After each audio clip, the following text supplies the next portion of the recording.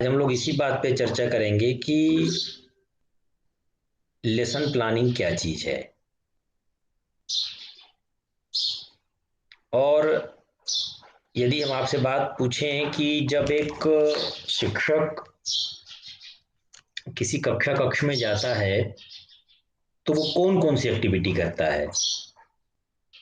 हम in general बात करें, आप लोग प्राइमरी क्लासेस से लेकर के सेकेंडरी, हायर सेकेंडरी और यूनिवर्सिटी में, हायर एजुकेशन में भी आप लोग अभी तक स्टडी किए हैं।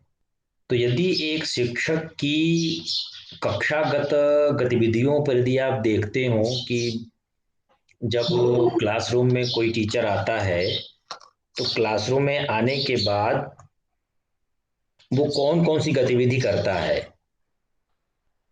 तो आप क्या समझते हैं, मतलब क्या क्या चीजें होती हैं क्लासरूम में। या यूं यदि ये पूछा जाए कि क्लासरूम में शिक्षक को क्या क्या करना चाहिए। या जैसे आप देखते हैं कक्ष में, तो जैसे टीचर आते हैं तो आप पूरी अगर उनकी एक्टिविटी को देखिए, जैसे 1 घंटे की क्लासेस आपके यहाँ होती है, 1 क्रेडिट के लिए 1 आवर की क्लास आपके लिए असाइंड है। तो 1 आवर की क्लास के लिए यदि शिक्षक क्लासरूम में आता है, तो मान लीजिए आप शिक्षक हैं, तो एज ए टीचर आपको क्लासरूम में क्या क्या करना चाहिए। जैसे आप शिक्षक बनने जा रहे हैं, तो कौन कौन सी गतिविधि आपको कक्ष में करनी चाहिए। या आप ये देखते हैं कि कक्ष में जो शिक्षक आते हैं वो कौन कौन सी गतिविधि करते हैं। सब लोग देखे होंगे, सभी लोगों को शिक्षकों से पाला पड़ा होगा, कहीं ना कहीं आप लोग क्लासरूम में देखते हैं। हम फिजिकल क्लासरूम की बात कर रहे हैं, वर्चुअल क्लासरूम की नहीं। वर्चुअल क्लासरूम में तो बहुत सारी चीजें नहीं पता चलती हैं कि क्या हो रहा है क्या नहीं हो रहा है। लेकिन जब आप एक रियल क्लासरूम सिचुएशन में हैं, आप बीएससी की क्लास में, बॉटनी में, जूलॉजी में, केमिस्ट्री में रहे होंगे, या लोअर क्लासेस में जब आप किसी लिटरेचर की क्लास में या आर्ट्स की क्लास में रहे होंगे, तो शिक्षक को किसी भी कक्ष में विद्यार्थियों के समक्ष कौन कौन सी गतिविधि करता है या क्या क्या करता है शिक्षक, क्या समझते हैं आप लोग देखे तो होंगे ना, शिक्षक भाई क्लासरूम में टीचर आता है तो कौन कौन सी गतिविधि करता है वो,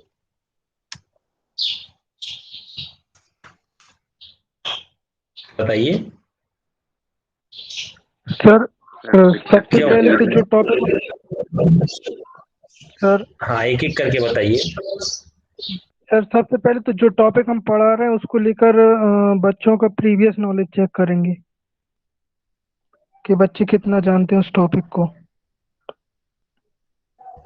उसके बाद अच्छा, ठीक है। उसके बाद जो इन्फॉर्मेशन उनको नहीं है वो इन्फॉर्मेशन से उनको जोड़ने की कोशिश करेंगे।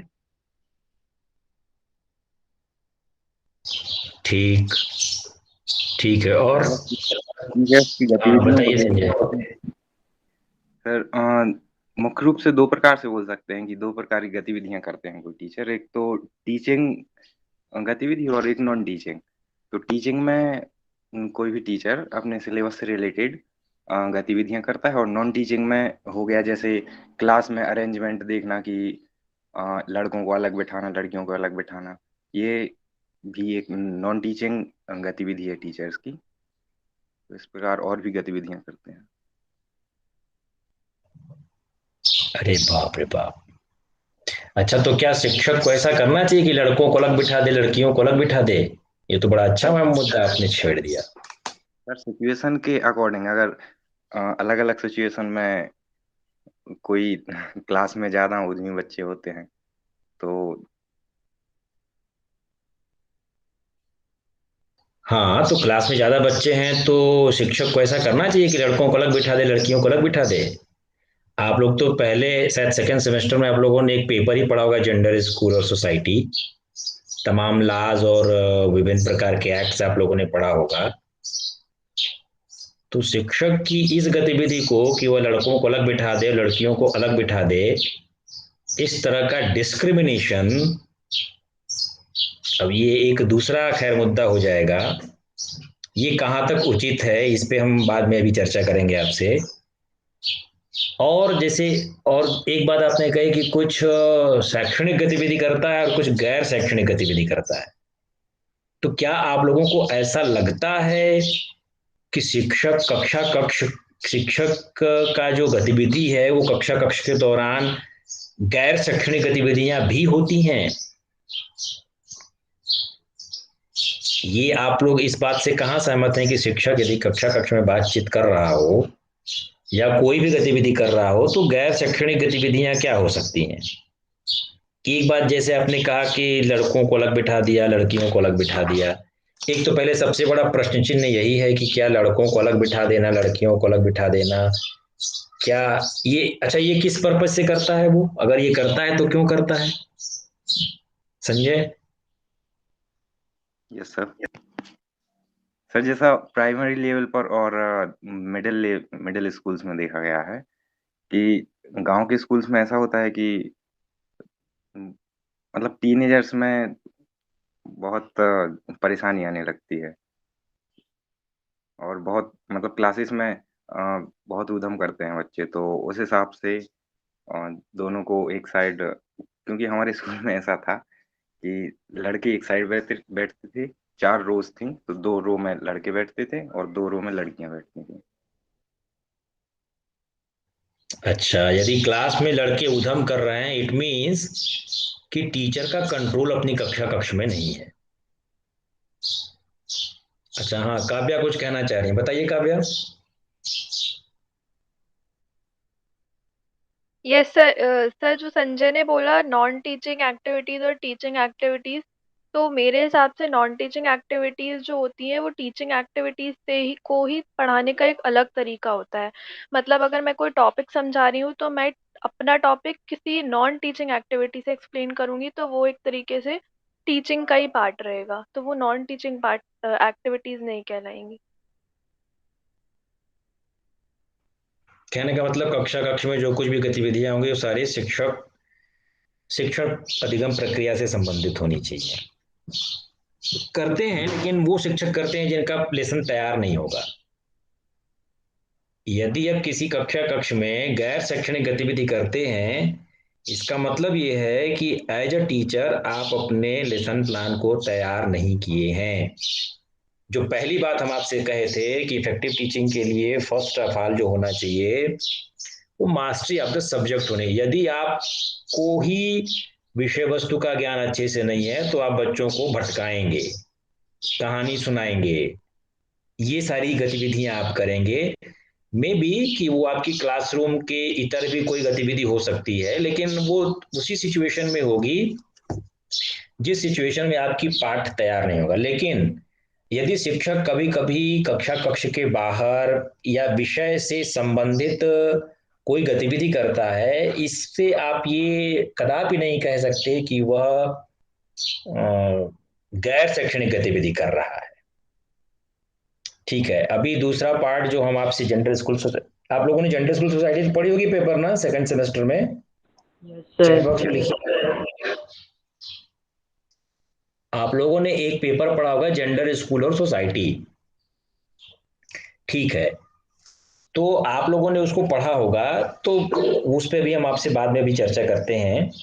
लेकिन जब कक्षा कक्ष में जब शिक्षक जाता है तो वो कौन कौन सी गतिविधि करता है, या एज अ टीचर आपको क्या क्या करना होगा, क्या करेंगे आप? ठीक है, मेनली हम प्लानिंग में इन सारी गतिविधियों के बारे में चर्चा करेंगे कि लेसन प्लान कहाँ तक आपको क्या हेल्प करता है, लेसन प्लान कैसे आपको हेल्प करता है अपने प्रेजेंटेशन के लिए। तो एक बार प्रेजेंटेशन देखते हैं, फिर इन सारे मुद्दों पे चर्चा करते हैं। तो आज का टॉपिक जो है वो है concept of lesson planning. Mainly हम आपसे बात करेंगे meaning and characteristics of lesson planning, कि लेसन प्लानिंग का क्या मतलब है, क्यों लेसन प्लानिंग की जानी चाहिए, इसकी क्या विशेषताएं होनी चाहिए, और शिक्षक को किस तरह से अपनी पाठ्य योजना को या जो भी कंटेंट वो डिलीवर करना चाहता है कक्षा कक्ष में, वैसे कौन कौन सी गतिविधि वो करता है एक प्रभावशाली शिक्षण कार्य करने के लिए। तो सबसे पहले हम लेसन प्लान के बारे में बात करें कि व्हाट इज लेसन प्लान। क्या है जिसको आप पाठ योजना कहते हैं, और आपको बहुत इस पे जोर दिया जाएगा कि आपको पाठ योजना बनानी है, तो आप लेसन प्लान को कह सकते हैं कि a model of organised learning events within a set period of time और सेक्शन। ये एक ऐसा प्रतिरूप, मॉडल तो समझते होंगे आप लोग जिसको प्रतिरूप कहते हैं, या एक तरह से मॉडल को कभी कभी आदर्श के रूप में भी लिया जाता है। तो यहाँ पर हम इसकी मीनिंग आदर्श के तरीके, आइडियल के तरीके लेंगे।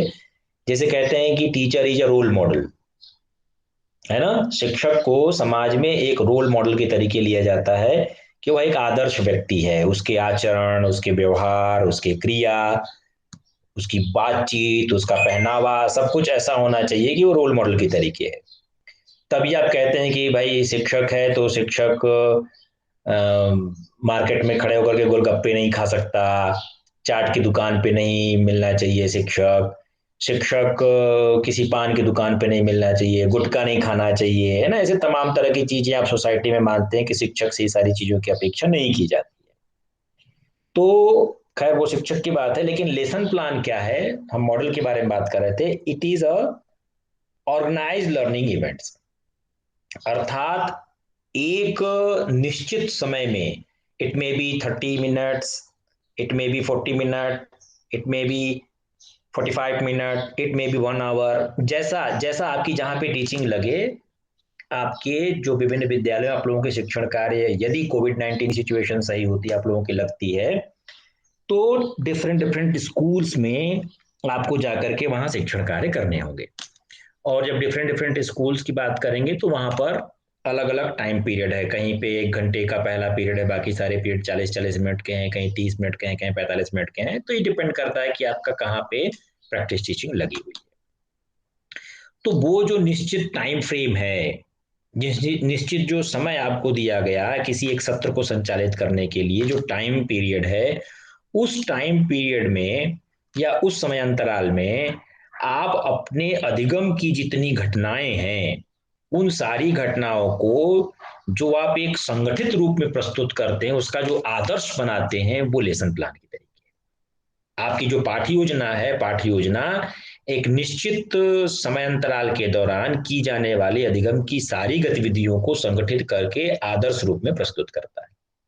तो एज अ टीचर, जब आप कक्षा कक्ष में शिक्षण कार्य करने जा रहे हैं, तो ड्यूरिंग योर पीरियड आपके अपने शिक्षण कार्य का जो विषय होगा या शिक्षण कार्य का जो समय होगा, उस समय में आप क्या क्या चीजें करेंगे, ये क्या क्या चीजें करेंगी, इन सारी चीजों का एक लेखा जोखा है ना। जैसे हम आप कहते हैं पाठ्यचर्या, तो पाठ्यचर्या में क्या होता है कि पूरे उस पर्टिकुलर कोर्स का या प्रश्न पत्र से संबंधित क्या क्या चीजें आपके समक्ष होंगी, उन सब का एक निश्चित लेखा जोखा है। Similarly lesson plan is also a organised learning events. वो एक मॉडल है, एक प्रतिरूप कह लीजिए, एक आदर्श कह लीजिए कि एक निश्चित समय में, एक निश्चित टाइम फ्रेम में आप कौन कौन सी गतिविधि करेंगे। और गतिविधियों में बहुत सारी चीजें सम्मिलित है। जब एक शिक्षक कक्षा कक्ष में जाता है तो वो बहुत सारी एक्टिविटीज करता है, और इन सारी एक्टिविटीज के लिए आपके बहुत सारे स्किल्स हैं, कौशलों का विकास आपके अंदर करना है। अभी अभी तक आप लोगों को जूलॉजी, बॉटनी, केमिस्ट्री का सैद्धांतिक ज्ञान है। ये सैद्धांतिक ज्ञान कैसे आप कक्षा कक्ष में विद्यार्थियों तक पहुंचाएंगे, इन सारी चीजों के लिए आपके पास कुछ कौशल होने चाहिए। ठीक है, वो कौशल पे आपसे बाद में चर्चा होगी, लेकिन कहने का मतलब यह है कि एक निश्चित दौर, एक निश्चित समय फ्रेम में, टाइम फ्रेम में आपको कौन कौन सी गतिविधियां करनी है, उन सब का एक लेखा जोखा, एक आदर्श आप ले आते हैं कक्षा कक्ष में कि विद्यार्थी कैसे किसी भी विषय वस्तु को, कंटेंट को सीखेंगे। कुल मिला के अगर आप ये कह लीजिए, आप ये भी कह सकते हैं कि अ प्रोजेक्शन ऑफ रियल लेसन जो है, जो आपका वास्तविक पाठ्य योजना है, जो कंटेंट, अगर आप इधर उधर की बातें नहीं कर रहे हैं, तब जब आपका लेसन प्लान अच्छे तरीके से तैयार है, जिसको कहते हैं भर्राटा याद है, आपको अच्छे से उसके बारे में जानकारी है, मास्टरी है आपके ऊपर, तो वो कुछ चीजों को इंक्लूड करती है। उसमें क्या क्या आप रियल लेसन में क्या क्या चीजें ले आते हैं, तो एक होता है उसके कंक्रीट प्रोसेसेस, कि कौन कौन सी प्रक्रियाएं आपको उसमें सम्मिलित करनी है लेसन प्लान के दौरान, क्या क्या कॉन्क्रीट प्रोसेसेस कौन कौन सी होंगी, अर्थात जो गतिविधियां आप करेंगे, जिन प्रक्रियाओं को आप सम्मिलित करेंगे उसके बारे में लेखा जोखा होगा।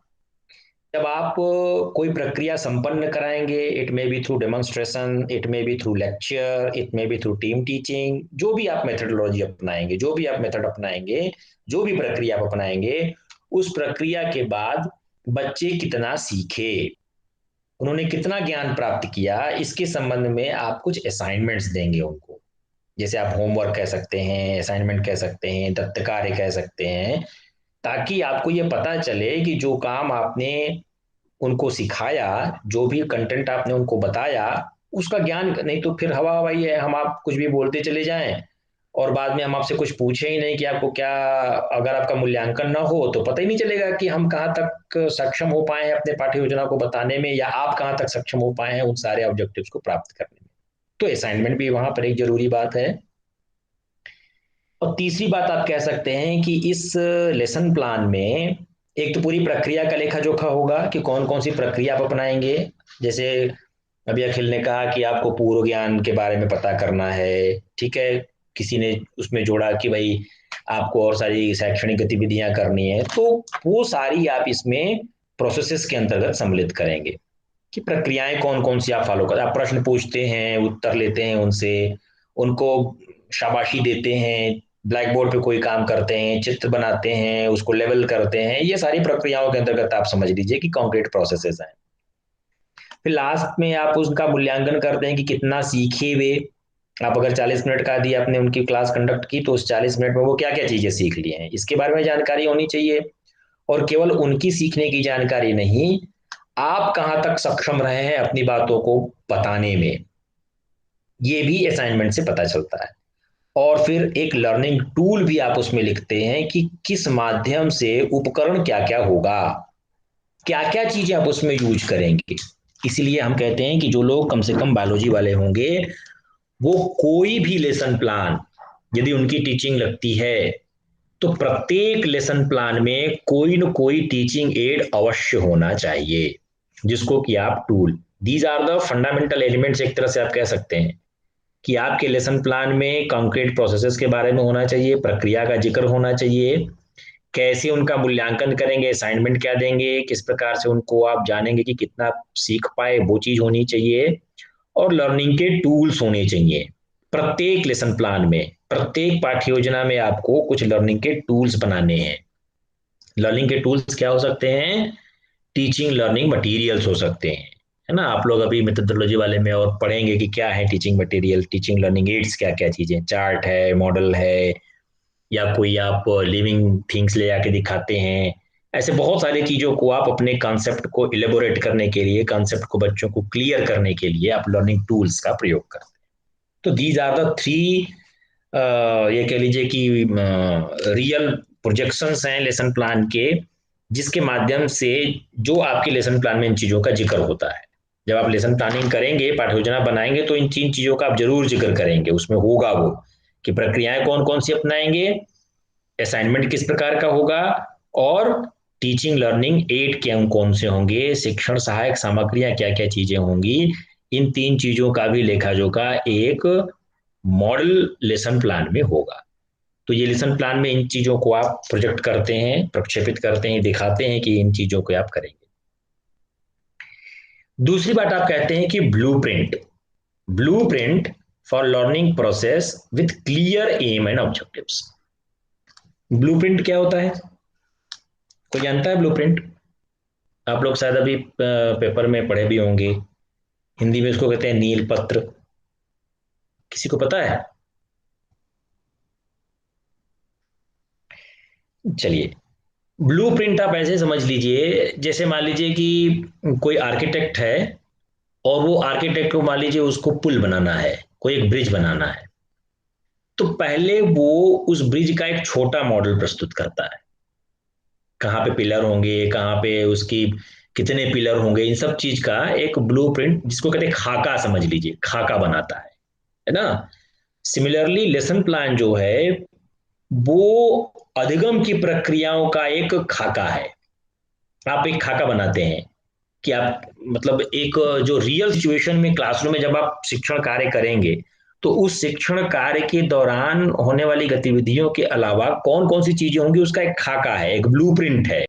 जैसे कोई इंजीनियर अगर उसको कोई घर का, जैसे जो होते हैं ये आर्किटेक्ट होते हैं, किसी को घर बनाना होता है तो घर के लिए वो एक खाका बनाते हैं कि कहाँ पे किचन होगा, कहाँ पे बाथरूम होगा, कहाँ पे बेडरूम होगा, कहाँ पे अगर अब कोविड-19 की सिचुएशन में एक ऐसा रूम डेकोरम किया जा रहा है जहाँ पे ऑनलाइन अपनी कार्य को कर सकें, छत किस प्रकार के होंगे, बाथरूम में कौन सी टाइल्स होगी, किस प्रकार का इंडियन सीट होगा या वेस्टर्न सीट होगा, किस प्रकार की चीजें, उन सब चीजों का एक ब्लूप्रिंट बनाते हैं, कितने एरिया में होगा, दरवाजा कैसा होगा, इन सब चीजों के बारे में आप ब्लूप्रिंट तैयार करते हैं। तो टीचर यहाँ पर क्या है, जस्ट लाइक अ आर्किटेक्ट, ये जो ब्लूप्रिंट बनाने का काम शिक्षक का है, लेसन प्लान क्या है, एक ब्लूप्रिंट तैयार करता है एक रियल क्लासरूम सिचुएशन में कौन कौन सी चीजें घटित हो। तो जो अधिगम की प्रक्रियाएं हैं, इन अधिगम की प्रक्रियाओं में क्या क्या चीजें की जाएंगी उसका एक नील पत्र तैयार करता है। किसके साथ? एकदम क्लियर कट एम्स उसके होंगे और क्लियर कट उसके ऑब्जेक्टिव्स होंगे। आई होप कि आप लोग एम और ऑब्जेक्टिव में अंतर समझ रहे होंगे। जब आप लोग पहले सेमेस्टर में पढ़े होंगे तो एम्स ऑब्जेक्टिव्स ऑफ एजुकेशन आप लोगों ने अच्छी तरह से जानते होंगे। एम्स जो होते हैं जिनको आप कहते हैं लक्ष्य, लक्ष्य एक दूरगामी कॉन्सेप्ट है। बहुत कई सालों में आप किसी लक्ष्य को प्राप्त कर सकते हैं। जैसे हम कहते हैं कि भारतीय संविधान के आइडियल्स, तो ये एक दिन में अचीव करने वाली चीजें नहीं है। जो दूरगामी बहुत ज्यादा समय लगती है उनको आप लक्ष्य कह सकते हैं, लक्ष्य को प्राप्त करना। और जो लक्ष्य होते हैं वो अल्टीमेट होते हैं, इसको प्राप्त किया भी जा सकता है और नहीं भी प्राप्त किया जा सकता है। आप एक्टिविटीज के माध्यम से उसको प्राप्त कर भी सकते हैं और ऐसा भी हो सकता है कि नहीं भी प्राप्त किया जा सके। और दूसरे होते हैं शॉर्ट टर्म, जो आपके गोल्स हैं उनको आप ऑब्जेक्टिव्स कह सकते हैं, जो कि एक निश्चित टाइम फ्रेम में with in the time period आप कहते हैं कि इसको हमको अचीव करना है।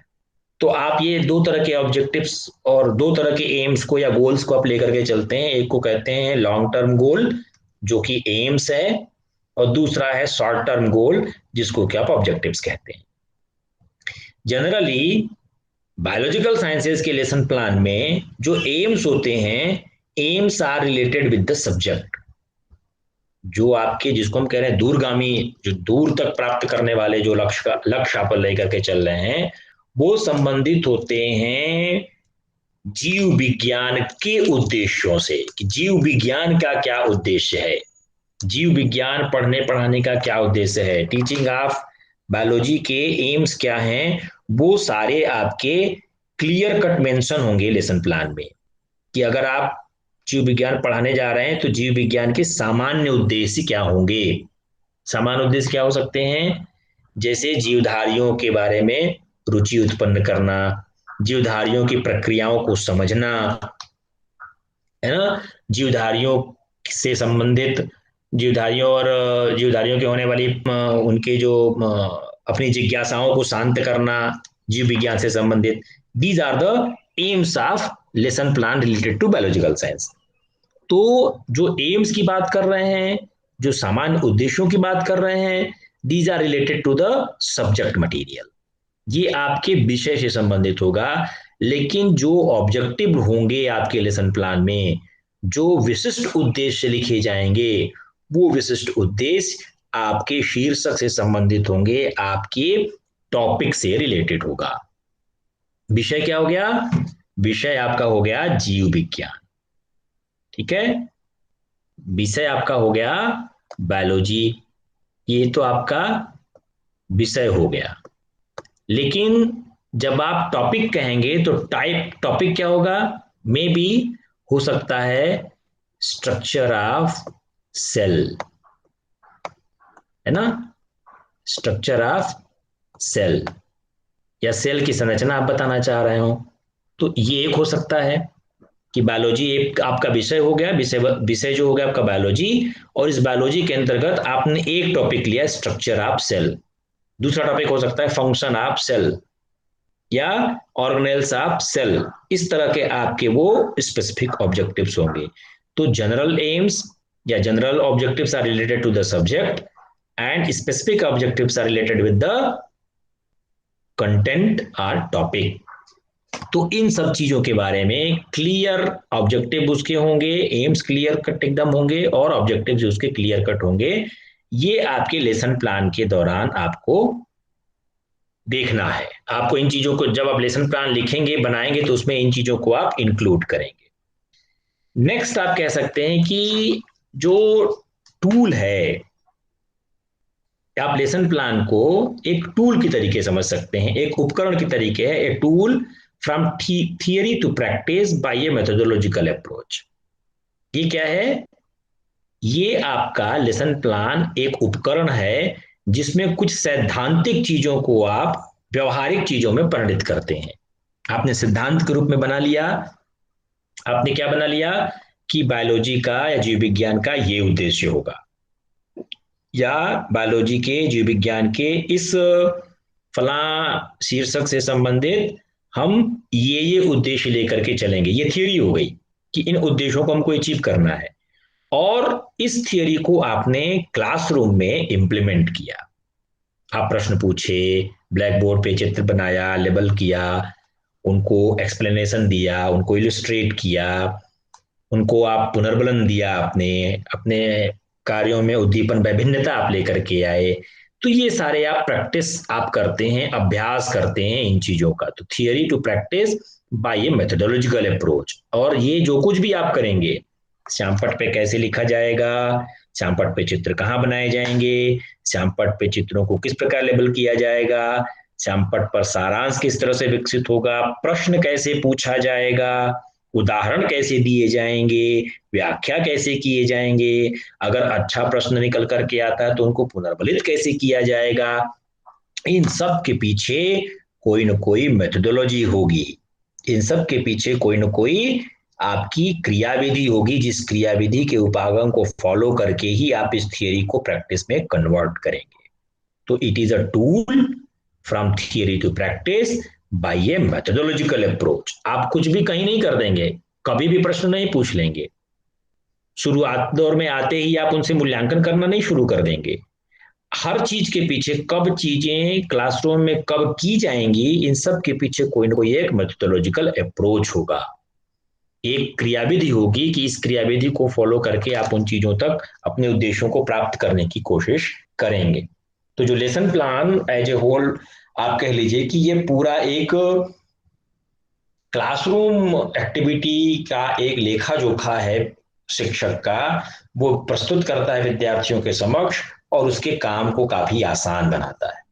तो एक लेसन प्लान को आप टूल की तरीके मान सकते हैं, एक ब्लूप्रिंट की तरीके मान सकते हैं, एक प्रोजेक्शन है रियल लेसन का, या फिर एक मॉडल है जो आदर्श के तरीके, आदर्श पाठ्य योजना बनाते हैं, उसको क्लासरूम में जाकर के आप इंप्लीमेंट करते हैं, उसको क्रियान्वित करते हैं।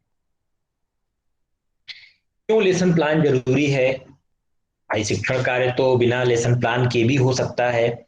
फिर आपको अभी जब ट्रेनिंग दी जा रही है, जब आप अभी इन सर्विस में नहीं है, आप प्री सर्विस टीचिंग के प्रैक्टिस के दौरान है, तो क्यों लेसन प्लान बनवाया जाता है? आखिर इसके पीछे कारण क्या है, क्यों आप लेसन प्लान बनाएं, है ना? बिना लेसन प्लान के भी जब शिक्षण कार्य किया जा सकता है, तो लेसन प्लान को क्यों इतना महत्व दिया जाता है? खासतौर से बायोलॉजिकल साइंसेज, हालांकि सभी में किया जाता है, लेकिन बायोलॉजिकल साइंसेज में लेसन प्लानिंग की क्या औचित्य है? तो एक बात आप कह सकते हैं जिसको कि भट्ट ने 2008 में बताया कि the key to good teaching, purposeful class management and the achievement of sustained educational process lies in effective preparation and planning. यदि आप प्रभावशाली शिक्षण करना चाहते हैं, शिक्षण कार्य तो जैसे आज के समय में क्या है ना कि देखिए हर कोई शिक्षक बन जाना चाहता है। जो नेता हैं वो भी पढ़ाने लिखाने की बात करने लगते हैं, जो एकेडमिशियंस नहीं हैं, जो व्यवसाय में लगे हुए हैं, वो भी पढ़ाने लिखाने, वो भी शिक्षक की तरह अपनी भूमिका निभाने की कोशिश करने लगते हैं। लेकिन एज अ टीचर जब आप एक अच्छा शिक्षण कार्य करना चाहते हैं तो उसकी एक कुंजी है, ये जैसे ताला होता है, और ताला क्या होता है, एक पर्टिकुलर चाबी से ही खुलता है, किसी भी ताले में किसी भी प्रकार की चाबी नहीं लग जाएगी। आपका जो ताला होगा उस पे जो नंबर होगा, उसका जो की होगा, उसका जो चाबी होगी, वो एक ही चाबी होगी। सिमिलरली गुड टीचिंग की, प्रभावशाली शिक्षण का या अच्छे शिक्षण का लेसन प्लान एक चाबी की तरीके है। इट इज जस्ट लाइक अ की, यह एक चाबी की तरीके है, यह एक कुंजी की तरीके है। क्यों? पर्पजफुल क्लास मैनेजमेंट, आपकी कक्ष को एक उद्देश्यपूर्ण तरीके से कैसे प्रबंधित किया जाए। देखिए, कहने को तो आप कोई भी काम कभी भी कर सकते हैं, हैबिट तरीके से भी काम आपका हो जाएगा। यदि आपको मान लीजिए विभाग में आना है, तो विभाग में आने के लिए आप गिरते पड़ते, इनसे लिफ्ट लेते हुए, उनसे लिफ्ट लेते हुए, कुछ पैदल, कुछ दौड़ के, कुछ ऑटो से, किसी भी तरीके आप आ सकते हैं।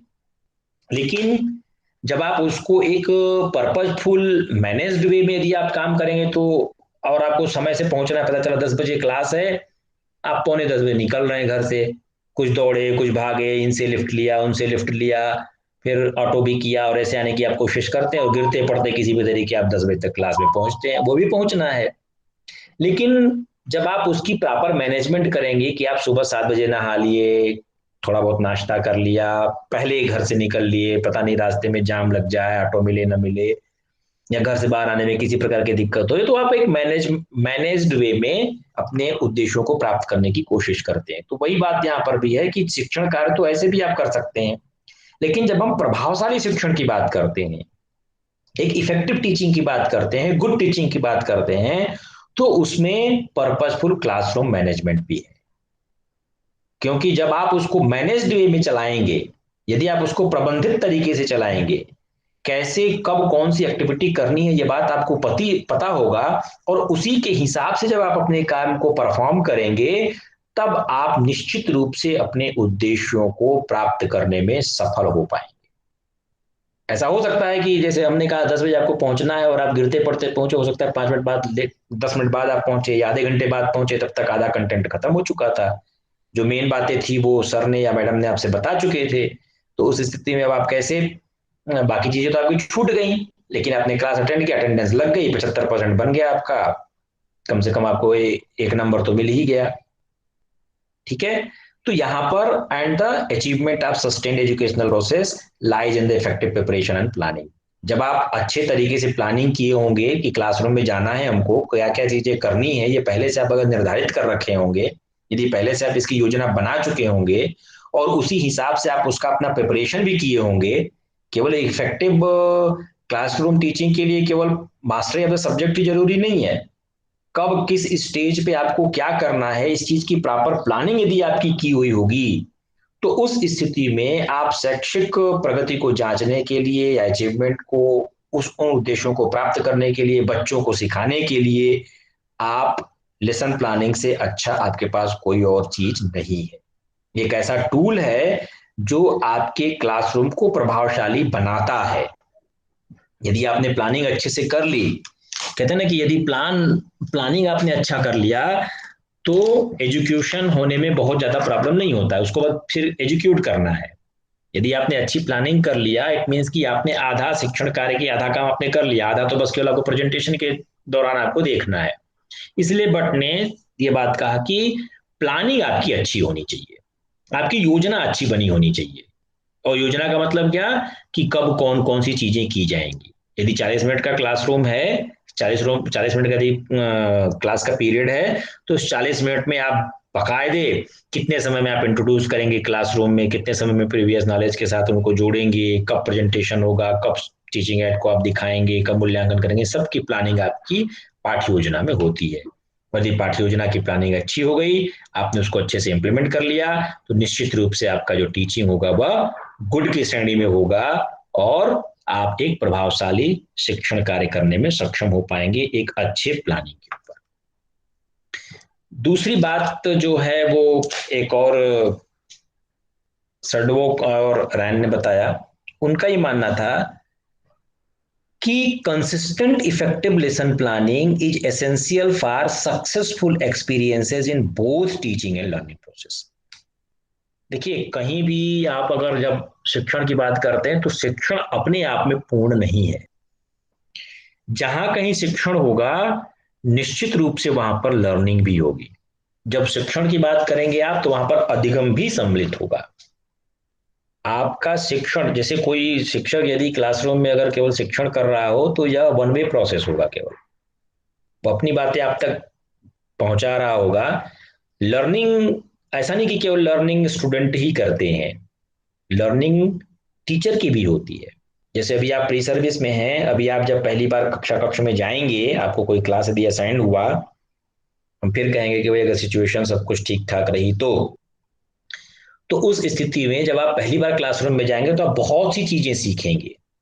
क्लासरूम में कैसे आपको खड़े होना है, विद्यार्थियों के साथ कैसे इंटरेक्ट करना है, ऐसे बहुत सी चीजें आपको डायरेक्टली या इनडायरेक्टली चीजें आपको सीखने को मिलेंगी। तो जो लेसन प्लान है, आप यदि, इन्होंने कहा कि कंसिस्टेंट इफेक्टिव लेसन प्लानिंग, आप सतत रूप से, ऐसा नहीं कि आपने एक क्लास तो टीचिंग किया लेसन प्लानिंग के बाद, फिर दूसरी क्लास आपने बिना लेसन प्लानिंग के पहुंच पहुंच गए, उसमें कोई कंसिस्टेंसी ही नहीं है। पहले कुछ समय तक आप कंसिस्टेंट तरीके से लेसन प्लानिंग करिए। इसलिए हम कहते हैं, जो जो लोग हमारे, अगर हम किसी के, आप लोगों में से किसी के यदि हम मेंटर हुए, तो हम इनसे बार बार कहते हैं कि आप छुट्टियों, क्योंकि आप मेरे यहाँ तो रेस्ट्रिक्शन होगा कि आपको अपने लेसन प्लान को कंसर्न सब्जेक्ट के जो टीचर हैं, जिसने आपको मेथोडोलॉजी पढ़ाई है, उससे अलाउ करा करके ही आपको क्लासरूम में टीचिंग करनी है। पहले आप पाठ्य योजना को बनाइए, पाठ्य योजना को बना करके अपने कंसर्न टीचर के पास ले जाइए, वो टीचर देखेगा, आपको बताएगा कि इसमें कैसे आप लेसन प्लानिंग के दौरान आपको ड्यूरिंग द लेसन क्या क्या चीजें आपको प्रेजेंट करना है, टीचिंग एड क्या बनाएंगे, ये सारी चीजें बनाता है, वैसे आप प्रिपेयर करते हैं। और जब एक बार वो आपके लेसन प्लान पे अलाउड लिख देता है कि पढ़ाने के लिए ठीक है, अलाउड कर देता है, तब आप जाकर के क्लासरूम में शिक्षण कार्य करेंगे। यदि वो कहता है कि नहीं, इसको दूसरे तरीके से सुधार करके लेके आइए, तो फिर से आपको प्लानिंग उसमें आपको करनी पड़ती है, फिर से बनाना। जब तक अलाउ नहीं होगा तब तक आप क्लासरूम में शिक्षण कार्य नहीं करेंगे। तो ये एक कंसिस्टेंट इफेक्टिव लेसन प्लानिंग की बात है कि आपको उसको बनाना है, बनाने के बाद टीचर से अलाउ कराना है। तो बीच में आप एक लेसन प्लान अगर बनाए रहेंगे और उसको जाके पढ़ाएंगे तो रोज रोज आपको प्रॉब्लम होगी। पता चला कि हो सकता है किसी दिन आपको कोई आपके साथ का कोई पीयर ग्रुप नहीं आया, तो आपको क्लास एंगेज करनी पड़े, तो फिर आपको बिना लेसन प्लान के आपको क्लासरूम में जाना नहीं है। और यदि एक ही लेसन प्लान आप बढ़ाए होंगे तो एक दिन में एक ही क्लास पढ़ा पाएंगे।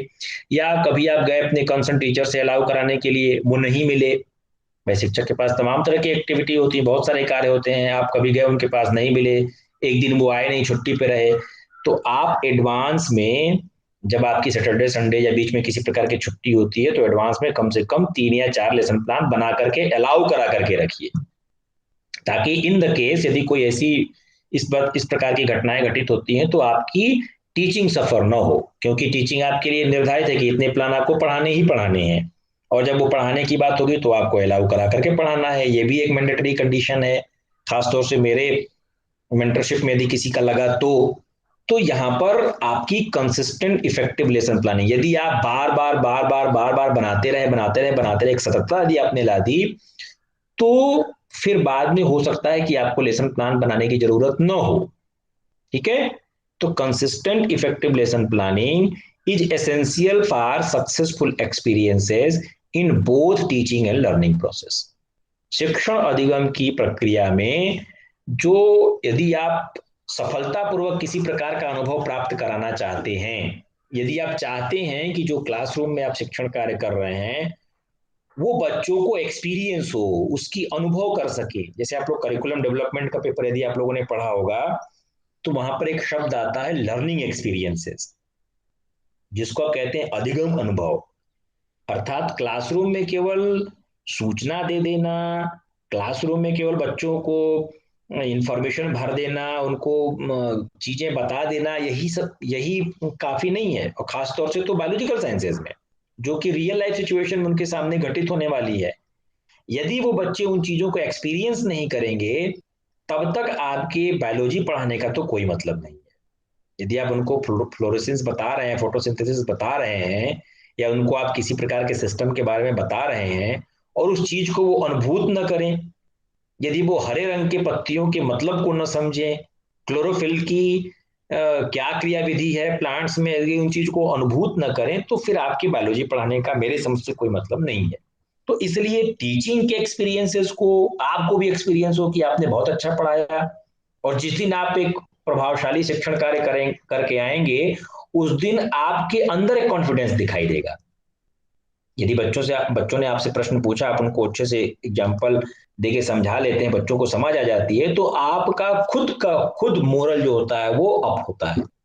तो इसलिए जो आपके अपने एक्सपीरियंसेस हैं, बहुत सफल होने के लिए जरूरी है कि आप सतत रूप से बिना लेसन प्लानिंग के, एक तो गांठ बांध लीजिए कि जब तक आप प्री सर्विस इस सिचुएशन में हैं, तब तक आप बिना लेसन प्लानिंग के कोई शिक्षण कार्य नहीं करें। इसको जिसको कहते हैं गांठ बांधना, वो गांठ बांध लीजिए। जैसे अभी हमको ये लेसन प्लान हमको बताना था, तो हम कम से कम इसमें 3-4 घंटा लगाए। कल रात से ही हम सोच रहे थे कि कैसे प्लानिंग में क्या क्या चीजें प्रेजेंट करनी है, तो हम रात से इसको करके भी सुबह तक हमने उसको एक अरेंज किया एक निश्चित वे में। तो हमने क्या किया कि हम इस टीचिंग के प्रोसेस को, ताकि आपको एक्सपीरियंस हो इन चीजों को बताने के लिए क्या क्या चीजें हमको इसमें ले आनी है, उन चीजों के लिए हमने प्लानिंग की। तो एक कंसिस्टेंट, आपको प्रभावशाली शिक्षण करने के लिए सतत रूप से आपको लेसन प्लान बनाने, प्रभावशाली लेसन प्लान बनाना बहुत जरूरी है। यदि आप ये चीज कर लेते हैं तो आधा काम आपका प्रभावशाली हो जाएगा। मैं आधा इसलिए कह रहा हूं कि कभी कभी ऐसा भी हो सकता है कि आपने योजना बनाई और वो योजना आपके क्लासरूम में जाकर के फेल हो गई। होता है ऐसा, आपके साथ भी होगा, और मेरा मानना है कि लगभग सभी के साथ होगा कि आप प्लानिंग बना करके जाएंगे, खूब अच्छे से आप मास्टरी ऑफ सब्जेक्ट भी होगी, सारा टीचिंग एड बढ़िया बनाए होंगे, लेकिन यदि आपने क्लासरूम में सही से उसको इंट्रोड्यूस नहीं किया, या यदि टीचिंग लर्निंग मटेरियल का सही से प्रयोग नहीं किया, तो वो आपकी प्लानिंग जो होगी वो फेल हो जाएगी। पूरी फेल नहीं होगी तो थोड़ी बहुत फेल हो जाएगी। तो उस स्थिति में क्या किया जाएगा? यदि आप कंसिस्टेंट इफेक्टिव लेसन प्लान बनाने में आप सक्षम हो जाएंगे, तो आप उस सिचुएशन को भी हैंडल कर सकते हैं, है ना। आपने प्लानिंग बनाया और आपको लग रहा है कि क्लासरूम में आपकी वो प्लानिंग फेल हो रही है, तो आप उस सिचुएशन को हैंडल कर पाएंगे, क्योंकि आप लेसन प्लानिंग में आपकी कंसिस्टेंसी है, आप उसमें एक तरह से आपको उसमें भी महारत है, तो आप उस सिचुएशन को मोल्ड करके अपने पक्ष में करने की स्थिति में हो जाएंगे। तो टीचिंग और लर्निंग दोनों ही प्रक्रियाओं में एक सफलतापूर्वक अनुभव प्राप्त कराने के लिए टीचर को भी और विद्यार्थी को भी यह जरूरी है कि सतत रूप से प्रभावशाली पाठ्य योजनाओं का निर्माण किया जाए। यह एक आवश्यक तथ्य के रूप में लेसन प्लानिंग से संबंधित बात है। फिर बायोलॉजिकल साइंस में जो लेसन प्लानिंग है, स्पेशली, हालांकि ये जो बात मैं आपसे कर रहा हूँ ये इन जनरल किसी भी सब्जेक्ट के लिए हो सकता है, लेकिन बायोलॉजिकल साइंस में लेसन प्लानिंग के कौन कौन से आप क्या कैसे लेसन प्लानिंग करेंगे, इसके संबंध में कुछ बातें हैं जो आपको ध्यान रखना चाहिए। पहला बात है कि जो लेसन प्लानिंग है, ये शिक्षक के लिए एक रोड मैप है। रोड मैप मतलब एक रास्ता आपको दिखा रहा है कि ऐसे ऐसे ऐसे ऐसे आपको इन कार्यों को करना है। तो it is a structures road map for किस चीज के लिए, कि what students need to learn. ये शिक्षक को निर्धारित करना है कि इस विद्यार्थियों की आवश्यकता क्या है, उनको क्या सिखाया जाना चाहिए, ये आप निर्धारित करेंगे in the light of curriculum. पाठ्यचर्या के प्रकाश में आपको ये निर्धारित करना होता है कि कब विद्यार्थियों को क्या चीजें सिखाने की आवश्यकता है। आप पहले ही उनको यदि आर्गन के बारे में बताने लगे या सिस्टम के बारे में बताने लगे, बिना किसी सेल की अवधारणा को स्पष्ट किए, बिना टिश्यू की अवधारणा को स्पष्ट किए, या बिना ऑर्गन की अवधारणा को स्पष्ट किए अगर सिस्टम के बारे में लगेंगे बताने, तो ऐसा हो सकता है कि बच्चों को वो चीज समझ ना आए। हम एक किसी पर्टिकुलर टॉपिक के ऊपर बात कर रहे हैं, मान लीजिए अगर आप उनको, जैसे अगर उनको आप किसी क्रियाविधि के बारे में बताना चाहते हैं, मान लीजिए यदि आप उनको फोटोसिंथेसिस के बारे में बताना चाहते हैं, तो फोटोसिंथेसिस की चीजें तब तक उनको क्लियर नहीं होंगी जब तक कि आप लीव्स के बारे में उनको न बता रहे हो, लीव्स के स्ट्रक्चर के बारे में, उसका जो स्टोमेटा है या जो गार्ड सेल्स हैं, सब्सिडरी सेल्स हैं, कैसे कार्बन डाइऑक्साइड का ट्रांसपोर्टेशन होता है या क्लोरोफिल के स्ट्रक्चर के बारे में नहीं पता होगा, तो शायद वो डायरेक्ट फोटोसिंथेसिस अगर बताना चाहेंगे क्रियाविधि तो उनकी समझ नहीं आएगी। तो ये अप टू यू है, ये आपके लिए है कि आपके लिए रोड मैप तो है, लेकिन बच्चों को या जो स्टूडेंट हैं, स्टूडेंट्स की क्या नीड है, क्या चीजें कब उनको सिखानी है, ये चीजें आप निर्धारित करते हैं। और दूसरी बात, how it will be done effectively in real simulated class situation. ये रोड मैप इसलिए भी है कि वास्तविक कक्षा कक्ष में या जो यथार्थवत शिक्षण का जो सिचुएशन बनी हुई है, जो सिमुलेटेड टीचिंग है, आप ही के साथ के विद्यार्थी आपके साथ बैठे हुए हैं, उसमें कैसे आप प्रभावी ढंग से अपने पाठ्य योजना को प्रस्तुत करेंगे, इस चीज के लिए आपको ये रोड मैप तैयार करता है, एक रास्ता दिखाता है in the light of curriculum. आपके पाठ्यचर्या के प्रकाश में, ऐसा नहीं कि पाठ्यचर्या में नहीं है फिर भी आप उनको कोई और चीज बता रहे हैं। It must be related to your curriculum, जो कि आपको उस पे जिस पे चर्चा करनी है। Hello, I am edible? Yes आवाज आ सर। रही है आपको? Yes sir. ठीक है।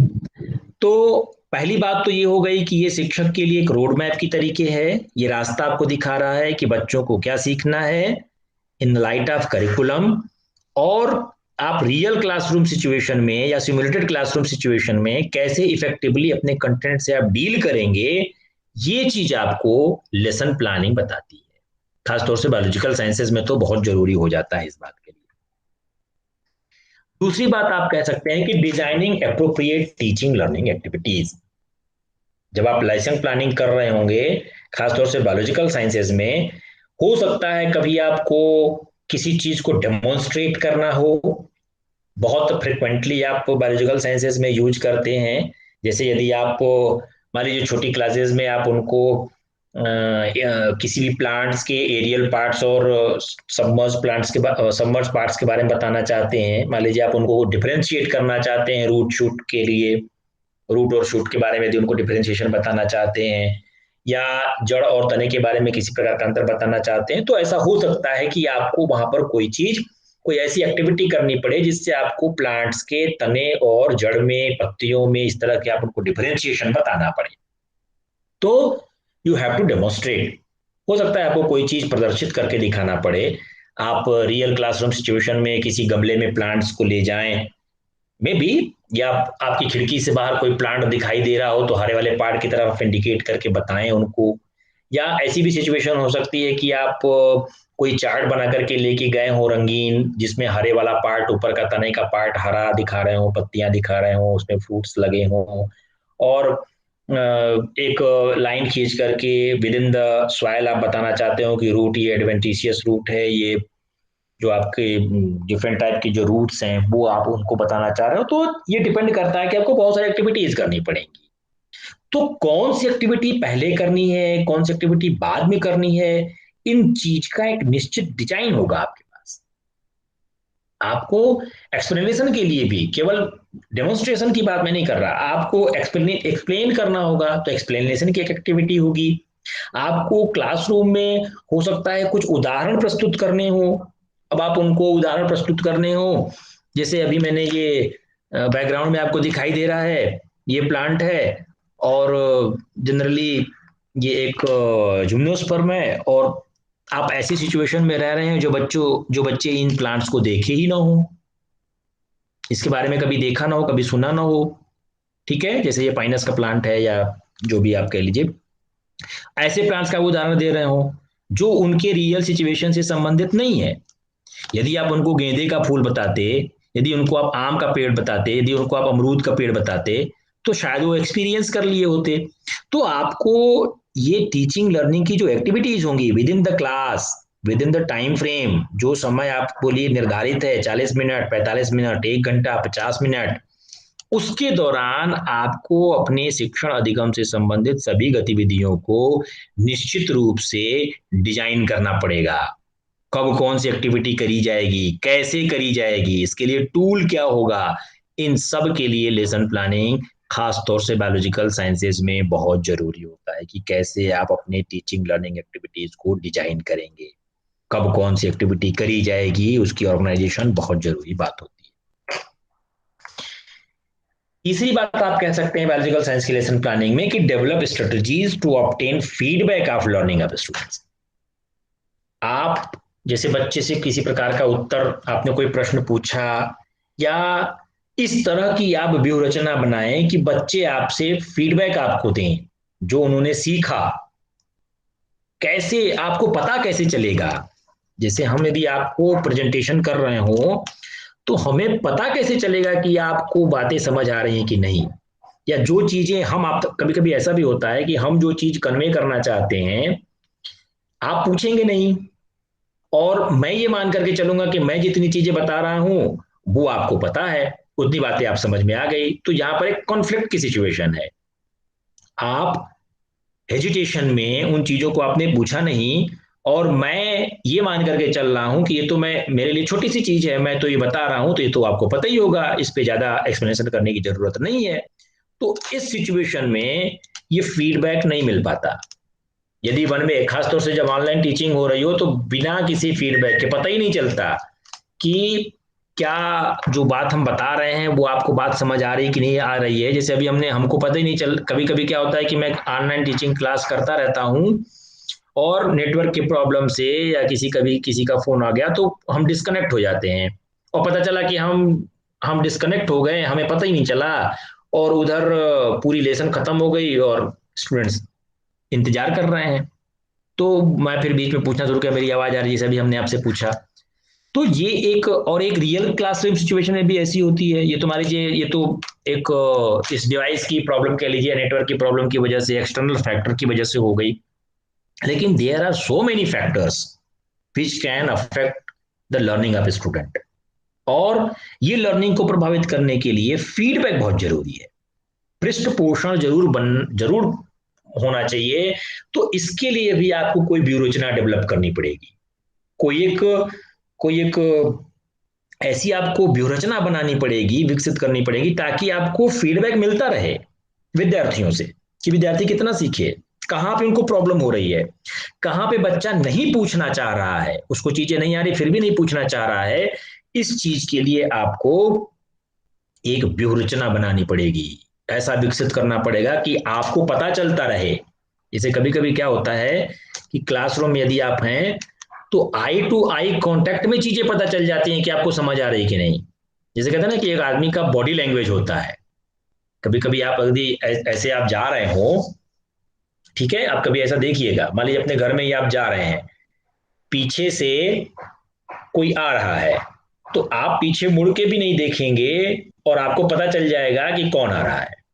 या बॉडी पोस्चर के हिसाब से आप, कोई जा रहा हो जैसे डिपार्टमेंट में मान लीजिए कोई जा रहा है, तो आप दूर से ही पीछे से ही देख करके पता कर लेंगे कि वो आगे आगे जा रहा है, लेकिन आप पीछे से देख करके पता कर लेते हैं कि कौन आ रहा है या कौन जा रहा है। आप उसके बॉडी लैंग्वेज से, उसके हाव भाव से, उसकी एक्टिविटी से चीजों को पता कर लेते हैं। यही चीज शिक्षक को कक्षा कक्ष में करनी है। आपको इस तरह की स्ट्रेटजी, इस तरह की व्यवस्था आपको डेवलप करनी है कि क्लासरूम में विद्यार्थी की आंख में आंख डालने से पता चल जाए कि वो समझ रहा है या नहीं समझ रहा है, ये आपको पता चल जानी चाहिए। इस तरह की स्ट्रेटजीज आपको डेवलप करनी है ताकि आपको फीडबैक, हर स्टेप पे आपको फीडबैक मिलता रहे, पृष्ठपोषण मिलता रहे कि विद्यार्थी कितनी आपकी बातों को समझ पा रहे हैं। इसके लिए आप ये कह सकते हैं कि 3 की कंपोनेंट्स ऑफ लेसन प्लानिंग है। पाठ्य योजना बनाने के 3 जो, एक तो हमने आपको चाबी बताई, इफेक्टिव टीचिंग की चाबी बताई कि आपको लेसन प्लानिंग करनी है। यदि आप प्रभावशाली शिक्षण करना चाहते हैं तो उस ताले का एक ही चाबी है कि आपको लेसन प्लान बनाना है, आपको पाठ्य योजना बनानी है, और सतत रूप से बनानी है, कंटिन्यूअस बनानी है, कंसिस्टेंटली आपको पाठ्य योजनाएं बनानी है। दूसरी बात, लेसन प्लानिंग आपको बनानी है, तो लेसन प्लानिंग के की कंपोनेंट्स कौन कौन से हैं, ऐसी कौन कौन से उसके घटक हैं जो होनी ही चाहिए। तो इस चीज के लिए आप कह सकते हैं कि 3 चीजें महत्वपूर्ण हैं। पहली बात, लर्निंग ऑब्जेक्टिव्स। आप हमेशा कक्षा कक्ष में जाने के पहले आप उस कंटेंट से संबंधित, उस पाठ्य योजना से संबंधित किन उद्देश्यों को लेकर के जा रहे हैं, अर्थात क्लासरूम में आप उनको क्या सिखाना चाहते हैं, क्या एक्सपीरियंस कराना चाहते हैं, इन चीजों के लिए आपको ऑब्जेक्टिव्स निर्धारित करने पड़ेंगे। आपको उद्देश्यों को निर्धारित करना पड़ेगा कि हम आज की जैसे हमने आपको एग्जांपल लिया कि बायोलॉजी की क्लास में यदि आप स्ट्रक्चर ऑफ सेल बताना चाहते हैं तो आपको ये उद्देश्य लेकर के जाना पड़ेगा कि क्लासरूम में आप स्ट्रक्चर बताने के दौरान क्या क्या उद्देश्य आप रखेंगे। स्ट्रक्चर के दौरान आप उद्देश्य क्या रखेंगे, उनके सेल की संरचना बच्चे बनाना सीख लेंगे। जैसे आप लोगों ने ब्लूम की टैक्सोनॉमी पढ़ी होगी, ब्लूम की टैक्सोनॉमी के हिसाब से हम लोग लर्निंग ऑब्जेक्टिव्स को डिसाइड करते हैं, स्पेशली स्पेसिफिक ऑब्जेक्टिव्स को। और आपको पता ही है कि ब्लूम की टैक्सोनॉमी में 6 चरण उन्होंने बताए हैं, जिसमें आप उसमें कहते हैं कि नॉलेज, अंडरस्टैंडिंग, एप्लीकेशन और फिर एनालिसिस, सिंथेसिस और इवैल्यूएशन की बातें आप करते हैं। तो ये जो 6 खासतौर से जो कॉग्निटिव डोमेन की बातें हैं, ये कॉग्निटिव डोमेन की इन 6 चरणों में आप अपने ऑब्जेक्टिव्स को निर्धारित करते हैं। जैसे यदि आप स्ट्रक्चर ऑफ सेल की बात कर रहे हैं तो सेल के खोजकर्ता कौन थे, इनको विद्यार्थी बता सकेंगे। ठीक है, विद्यार्थी कोशिका के खोजकर्ता का नाम बता सकेंगे, विद्यार्थी कोशिका के विभिन्न अंगकों के नाम बता सकेंगे, विद्यार्थी कोशिका की संरचना बना सकेंगे, है ना, एप्लीकेबल लेवल का आपने कहा वो रेखा चित्र के माध्यम से बना सकेंगे, विद्यार्थी कोशिका में केंद्रक की स्थिति को जान सकेंगे। तो दीज आर द ऑब्जेक्टिव्स। ये आपके उस टॉपिक से संबंधित कुछ उद्देश्य हैं जिन उद्देश्यों को लेकर के आप चलते हैं, अर्थात बच्चे इन चीजों को सीख सकेंगे। वो रॉबर्ट हुक का नाम बता सकेंगे, रॉबर्ट ब्राउन को जान सकेंगे, केंद्रक कहाँ है, न्यूक्लियस कहाँ है, न्यूक्लियोलस कहाँ है, इन सब चीजों के बारे में बता सकेंगे, ऑर्गेनेल्स का नाम ले सकेंगे, स्ट्रक्चर उसका बना सकेंगे। These are the learning objectives. ये आप अपनी पाठ्य योजना में लिखते हैं, ये उद्देश्य आप लेकर के चलते हैं कि इन उद्देश्यों के आधार पे ही आप अपने शिक्षण कार्य को करेंगे। दूसरी बात है, जो उद्देश्य आपने लिए हैं, एक बार अपने उद्देश्य मान लीजिए आपने 5 उद्देश्य निर्धारित कर लिए कि हम 40 मिनट में 50 मिनट में इन 5 उद्देश्यों के ऊपर अपनी चर्चा रखेंगे। तो इन 4-5 उद्देश्यों के आधार पे आप कुछ एक्टिविटीज करेंगे, है ना, प्रश्न पूछेंगे, उदाहरण देंगे, व्याख्या करेंगे, पुनर्बलन देंगे, उद्दीपन पर भिन्नता करेंगे, ब्लैक बोर्ड पे कुछ लिखेंगे, चित्र बनाएंगे, ऐसे बहुत सारी एक्टिविटीज यहाँ पर आएंगी। तो उन लर्निंग एक्टिविटीज के बारे में आपकी बातें होंगी, इसका लेखा जोखा इसमें प्रस्तुत किया जाएगा। और तीसरी बात जो की कंपोनेंट है कि assessment to check the understanding of students. जो आपने ऑब्जेक्टिव्स लिए थे, जो आपने प्रेजेंटेशन करे, उन ऑब्जेक्टिव्स में आप कहां तक सक्षम रहे हैं, विद्यार्थी कितना सीख पाए हैं, कितना अंडरस्टैंड किए, कितना समझ विकसित हुई उनकी, इन चीजों को आपको चेक भी करना है। तो ये 3 चीजें, ऑब्जेक्टिव निर्धारित किया, प्रस्तुतिकरण के दौरान उन ऑब्जेक्टिव से संबंधित एक्टिविटीज की, गतिविधियां किया, और गतिविधियों के बाद विद्यार्थियों के आउटकम्स को, विद्यार्थियों की ज्ञान को मूल्यांकन किया। ये 3 की कंपोनेंट है किसी भी लेसन प्लानिंग के। ये 3 चीजें बहुत, जिसको आप कहते हैं कि मूल हैं किसी भी पाठ्य योजना के, वो आप यहाँ पर समझ कर सकते हैं। और नेक्स्ट बात आप कह सकते हैं about 3 hour exercise for an effective lesson plan of biology. यदि आप एक प्रभावशाली जीव विज्ञान की पाठ्य योजना बनाना चाहते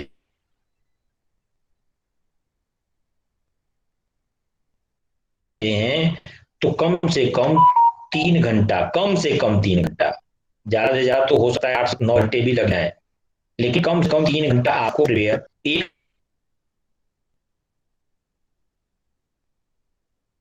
लेसन प्लान बनाने या देना पड़ेगा।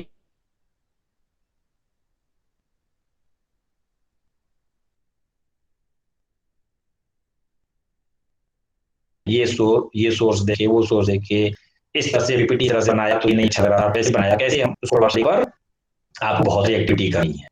पहली बात तो आपको हर पाठ्य योजना से संबंधित कुछ लर्निंग एड्स बनानी है, टीम लर्निंग एड्स बनाने हैं, चार्ट बनाने हैं, मॉडल बनाने हैं, आपको किसी प्रकार का लिविंग मटेरियल लेकर के जाना है ना, या रियल चीज को करना है। तो इन सब चीजों के बारे में आपको कम से कम 3 घंटे का समय देना पड़ेगा, लिखना पड़ेगा उसको, उसमें आपको कॉलम बनाने हैं, इन सब चीजों के बारे में आप बनाएंगे। तो ये एक रोड मैप आप तैयार करते हैं बायोलॉजिकल साइंस के लिए, खासतौर से लेसन प्लानिंग के दौरान बायोलॉजिकल साइंसेस। तो की कंपोनेंट्स ऑफ लेसन प्लानिंग है, तो उसको आप तीन तरह से हमने पहले बताया कि ऑब्जेक्टिव फॉर स्टूडेंट्स लर्निंग, ये बहुत जरूरी है। आप इसको लिखते हैं या दो भागों में आप इसको काट सकते हैं।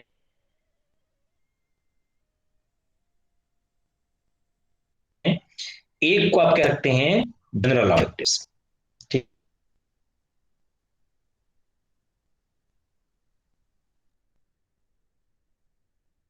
ठीक है, इसको कहते हैं सामान्य उद्देश्य। अब मैंने पहले बात किया जब आप प्लानिंग में दो ऑब्जेक्टिव्स लिखते हैं, सामान्य उद्देश्य, सब्जेक्ट मैटर, ये आपके विषय से संबंधित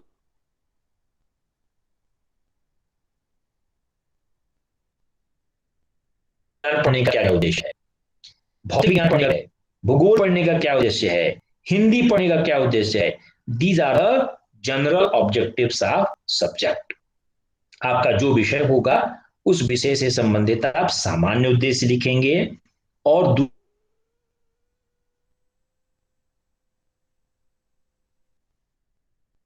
दूसरी बात होगी स्पेसिफिक ऑब्जेक्टिव्स लिखना, जो उस दिन के प्रस्तुतिकरण से संबंधित शीर्षक से संबंधित होगा। कि बायोलॉजी में उस दिन आप क्या पढ़ाने वाले, पहले दिन आप स्ट्रक्चर ऑफ सेल बनाना चाह रहे हैं, दूसरे दिन आप फंक्शन ऑफ सेल बताना चाह रहे हैं, तीसरे दिन आप ऑर्गेनेल्स ऑफ सेल बताना चाह रहे हैं, चौथे दिन आप सेल डिवीजन बताना चाह रहे हैं, सेल डिवीजन के प्रकार, टाइप्स ऑफ सेल डिवीजन बताना चाह रहे हैं, अगले दिन आप प्रोसेस ऑफ मियोसिस बताना चाह रहे हैं, हो सकता है अगले दिन आप प्रोसेस ऑफ माइटोसिस बताना चाह रहे हो। तो ये अलग अलग स्टेजेस के बारे में फिर आप चर्चा करेंगे, तो ये आपके विषय से संबंधित हो जाएगा। जो की कंपोनेंट्स की पहली बात हो गई ऑब्जेक्टिव्स, तो ऑब्जेक्टिव्स आपके सामान्य उद्देश्य जो होंगे वो विषय से संबंधित होंगे, अर्थात जीव विज्ञान से संबंधित होगा।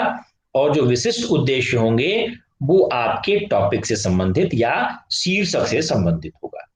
और जो आप उद्देश्य बनाएंगे, इन उद्देश्यों को आप लेकर के चलेंगे, उसी का प्रस्तुतिकरण भी होगा। ऐसा नहीं कि आपने उद्देश्य कुछ और बनाया और प्रेजेंटेशन कुछ और कर रहे हैं। आपने उद्देश्य बनाया स्ट्रक्चर ऑफ सेल और जाकर के वहां पर आप उनको राजा हरिश्चंद्र की कहानी सुना रहे हैं, ये नहीं चलेगा।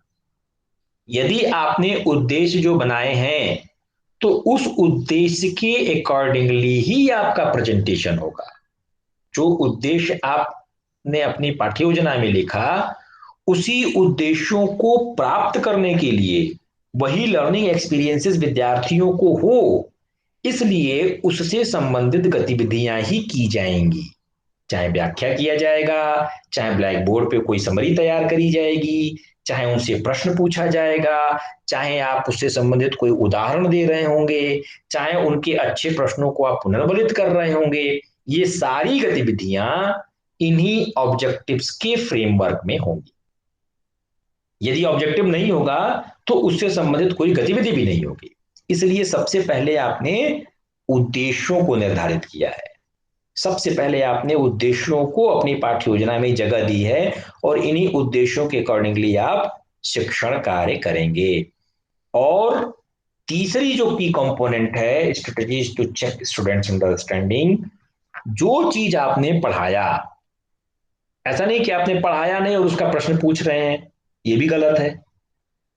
आपने जो पढ़ाया, आपने अगर बताया कि कोशिका की खोज सबसे पहले रॉबर्ट हुक ने किया था, तो आपको ये चीज अपने प्रेजेंटेशन में रखना पड़ेगा। भाई अगर आप यहां पर पढ़ाएंगे ही नहीं तो उनसे क्या पूछेंगे, फिर तो आप पूछने के भी हकदार नहीं है। तो आप, हाँ ये जरूर है कि आप यहाँ पर उनको मेमोरी टाइप के आपने प्रस्तुत किया और फिर आपने उनसे एप्लीकेशन लेवल के क्वेश्चंस पूछे। हो सकता है ऐसा कि भाई हम सभी जीवधारियों में कोशिका की संरचना होती है, आपने सेल के बारे में बताया, कई प्रकार के एक कोशिकीय जंतुओं के बारे में, आप प्लांट्स के बारे में आपने बनाया, आपने उनको बताया कि बैक्टीरिया है, फंजाई है, यूनिसेलुलर मल्टीसेलुलर, बहुत प्रकार के आपने बताया। फिर उसमें से आप एप्लीकेशन लेवल पूछ सकते हैं, कई उदाहरण दे दिया आपने, उसमें से पूछा कि इसमें से एक कोशिकीय जंतु या वनस्पति कौन है, तो फिर उसमें से वो बताएंगे समझ करके। आपने अगर उनको एक कोशिकीय संरचना के बारे में अगर बता रखी है तो आपको ऐसी स्ट्रेटेजीज बनानी है कि आप उनको चेक कर सकें विद्यार्थियों के आउटकम को, कि वो जो आपने प्रेजेंटेशन करा था वो प्रेजेंटेशन कितना बच्चे सीख पाए हैं। इन चीजों के लिए स्ट्रेटेजी बनाना। तो मेरा अपना मानना है कि इन तीनों में एक बहुत ही गहन संबद्धता होनी चाहिए, एकीकरण होना चाहिए। जो आप ऑब्जेक्टिव बनाएं उसका जरूर प्रेजेंटेशन करें, और जो प्रेजेंटेशन करें उसको अपने प्रश्नों में सम्मिलित करें। तब आप कह सकते हैं कि आपने जो उद्देश्य बनाए थे इनका आपने मूल्यांकन किया, बच्चों से पूछा, बच्चे उत्तर दे रहे हैं, उनके मुख से उत्तर निकल रहा है। इट मीन्स कि आपने अपने ऑब्जेक्टिव्स को पूर्ण कर लिया, प्राप्त कर लिया। वो ऑब्जेक्टिव जो आप लेकर के चल रहे थे कक्षा कक्ष में, वो विद्यार्थियों ने बता दिया, अर्थात लर्निंग आउटकम्स हुए हैं, उनको एक्सपीरियंसेस हुए हैं। अब यहाँ पर गतिविधि में कुछ भी हो सकता है, आप डेमोन्स्ट्रेट कर सकते हैं, लेक्चर ले सकते हैं, बहुत सी एक्टिविटी आप कर सकते हैं, वो आपके हाथ में है। ठीक है, it should be related to the topic and objectives of the subject matter.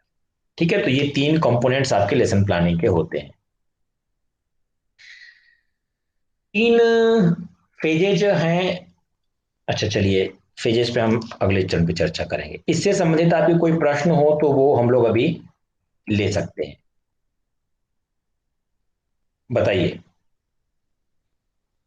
Next turn पे हम फेजेस के बारे में चर्चा करेंगे। हम्म, किसी का कोई प्रश्न, कोई क्वेरी, कोई जिज्ञासा?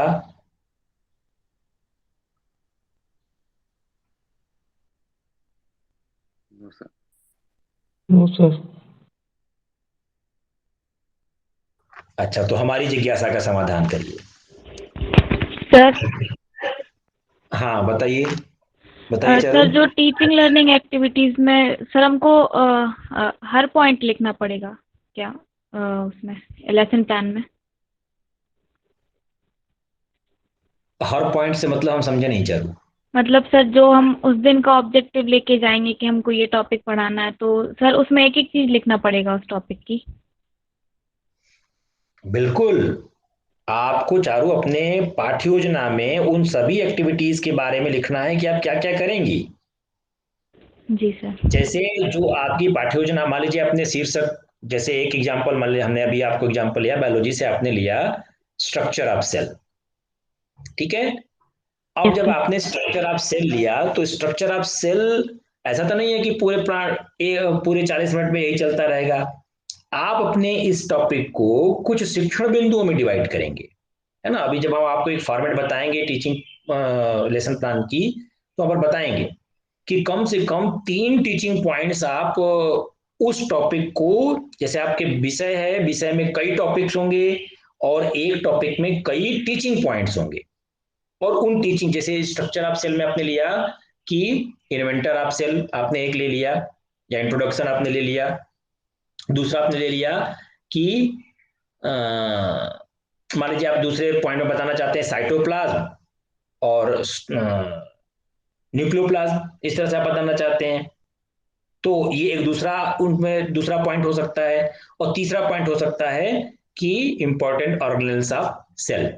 ऐसे 3 पॉइंट आपने लिया, 3 पॉइंट पे आप एक्सप्लेनेशन करेंगे। पहले टॉपिक से संबंधित आपका कुछ एक्सप्लेनेशन होगा, फिर उससे संबंधित कुछ बोधात्मक प्रश्न होंगे, फिर दूसरे टॉपिक से संबंधित आपका एक्सप्लेनेशन होगा या एक्टिविटीज होंगी, फिर उससे संबंधित उनका मूल्यांकन करेंगे। फिर उसके बाद तीसरे टीचिंग पॉइंट पे आएंगे, टीचर शिक्षण बिंदु पर, उससे संबंधित आपका प्रेजेंटेशन होगा। तो ये बोधात्मक प्रश्न होंगे। फिर लास्ट में ओवरऑल पूरे क्लासरूम के दौरान आपने क्या किया, इसके बारे में आप मूल्यांकन के प्रश्न करेंगे। ठीक है, तो टीचिंग पॉइंट्स का मतलब ये हुआ कि जो आपके जो कह लीजिए जो टॉपिक है, उस टॉपिक को निश्चित टाइम फ्रेम में सिस्टमेटिकली कैसे आप कवर करेंगे, इसके लिए आप अपने विषय को, या ये कह लीजिए अपने शीर्षक को, आप 3 4 जितना आप कवर कर सकते हो उतने समय में, उतने भागों में आप उसको डिवाइड करते हैं। ठीक है, तो आपको वो सारी एक्टिविटीज अपनी पाठ्य योजना में लिखनी होती है। Thank you sir. ठीक है, और किसी का?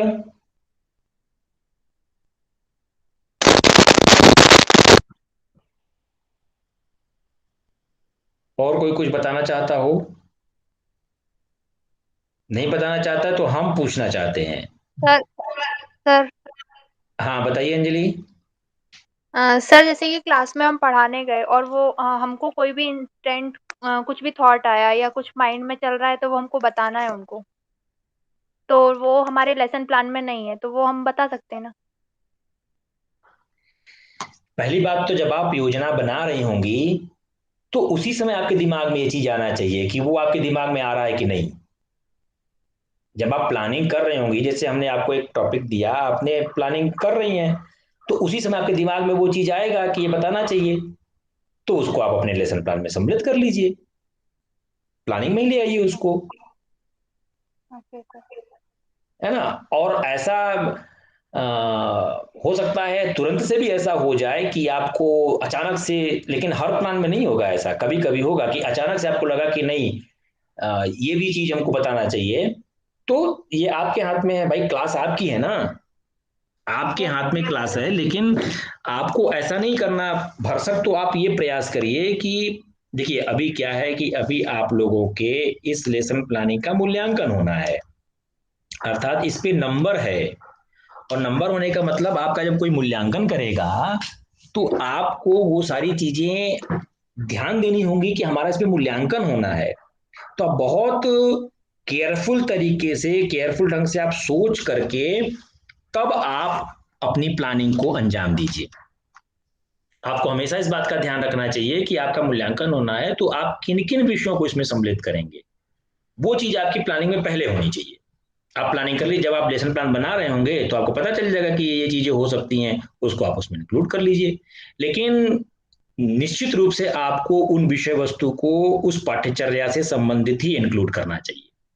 अगर उनके पाठ्यचर्या के इतर है, भाई आप तो बहुत कुछ जानते होंगे, आप हो सकता है बीएससी की चीजों को इंक्लूड करें, तो वो चीज नहीं, जो सीधे आपके उस शिक्षण बिंदु से या सीधे आपके विषय वस्तु से संबंधित है उसको जरूर अपने पाठ्य योजना में सम्मिलित करिए।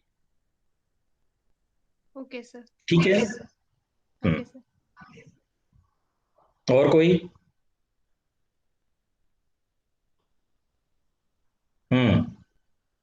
नहीं समझ आया? ठीक है। अब दूसरा पार्ट, जो शिक्षक को अलग अलग बैठाने वाली